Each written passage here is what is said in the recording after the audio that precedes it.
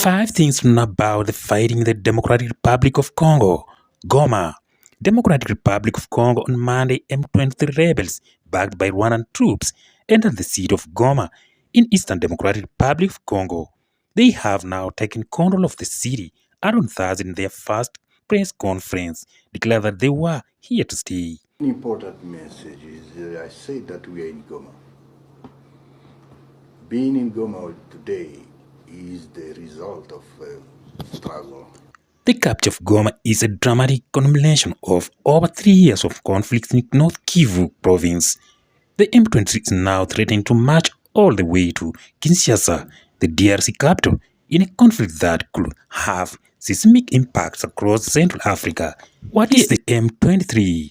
The M23 is one of the dozens of armed groups active in Eastern DRC, where the militias have sown chaos for over 3 decades. The conflict is a legacy of multi-state war that played out in Congo after the 1994 Rwanda genocide, in which as many as 1 million people, mainly of the Hutus ethnic groups, were killed by Hutus extremists. Tutsis rebels led by current Rwandan President Paul Kagame put an end to the killing, and many Hutu perpetrators fled across the border into Congo. These are people who are not supposed to be in Congo, that these are from Rwanda, or the M23 are not Rwandans, please. These are Congolese, and one time he accepts it. These leaders of M23 and the majority of their fighters came from Uganda. The M23 or March 23 movement refers to the date of an earlier peace agreement the group claims the Congolese government failed to honor. The rebel group led by Congolese Tutsis commanders formed in 2012 and is a successor to earlier Tutsis-led rebellions. It briefly captured Goma the same year before being driven out. Desperately poor but rich in minerals used in electronics and mobile phones, Eastern Congo is ethnically diverse. Many militias have origins in specific local communities. After years of lying dormant, the M23 launched this rebellion in North Kivu in late 2021, capturing territory including a key border crossing into Uganda by January 2022. It had mostly surrounded by Goma, leaving a pocket of government-controlled territory around the city. The conflict ebbed and flowed, with the rebels pushing further north.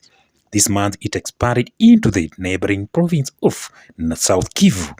It completed the incitement of Goma and began to push inside the city. The M23 are people of Tutsi origin who are Congolese. But they are now being told, no, you are not Congolese, you are Rwandese, and that is why you see the frequent accusations that the Rwandese government is supporting them, and the frequent denials by the Rwandese administration that they are not supporting them.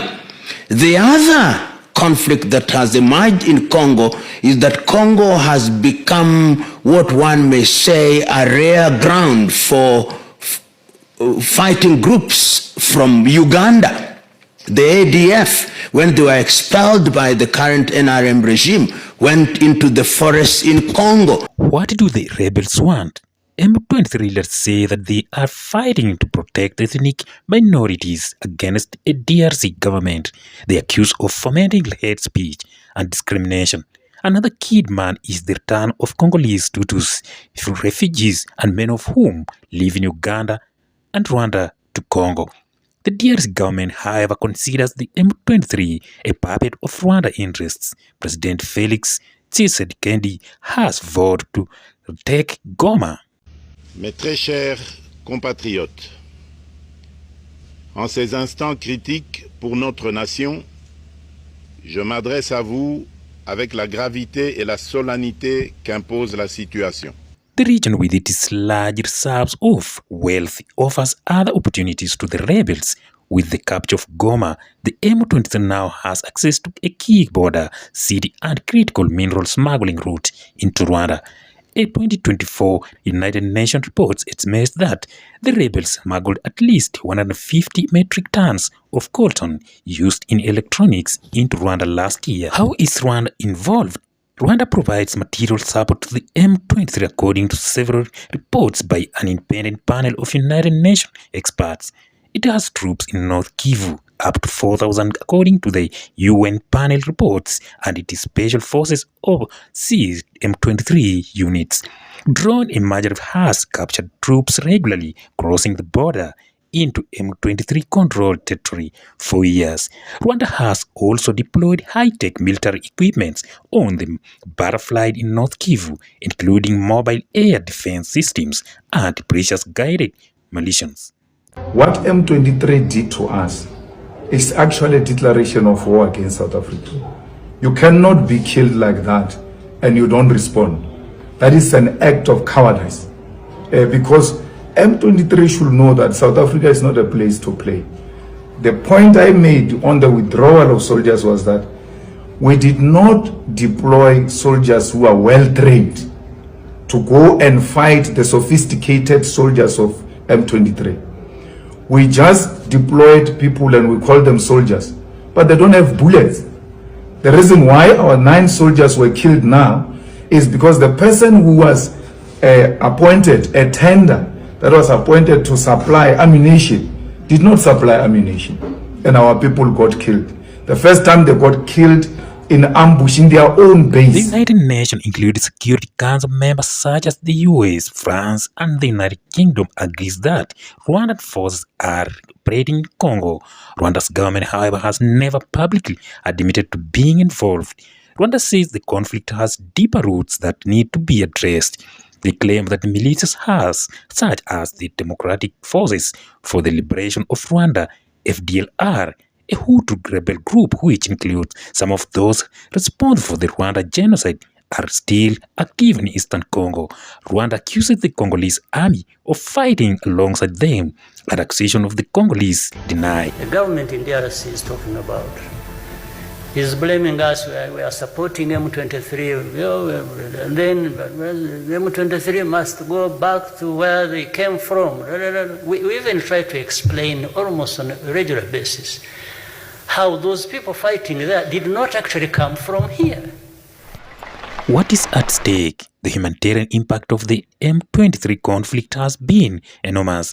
Over 1 million people have been displaced over the years, with hundreds of thousands camping in a dire condition on the outskirts of Goma. Sexual violence, hunger, and disease plague the camps, despite the efforts of the aid groups. This conflict now threatens to spiral, raising the specter of replay of the 2 Congo wars between 1996, 1997, 1998 and the early 2000s, which various researchers estimate led to 3 million to over 5 million deaths.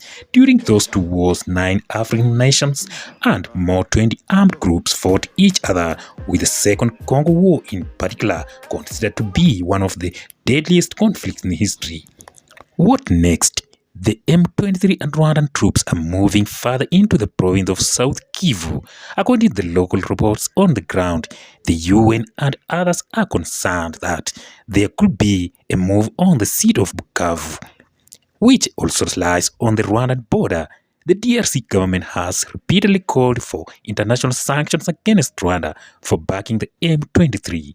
So far, African and international diplomacy has had the little impact. Secretary of State Marco Rubio told Rwanda's President Kagame that the US is deeply troubled by the fighting.